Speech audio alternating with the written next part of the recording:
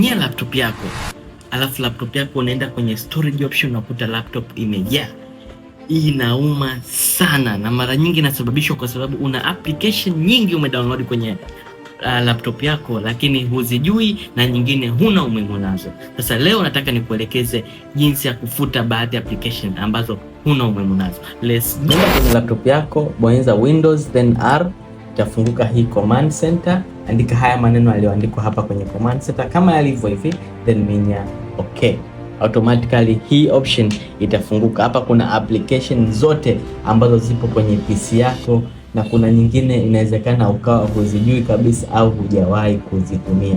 So click ambayo huitaki au huna umuhimu nayo. Let's say nitakuja kwenye iTunes, sitaki na nijazia tu storage, nakuja hapa na minya install na install hiyo application. So for more tips like this, hakikisha unatufollow katika akaunti zetu za Tech with Daton, Daton PC Store pamoja na Daton iStore. Karibuni sana.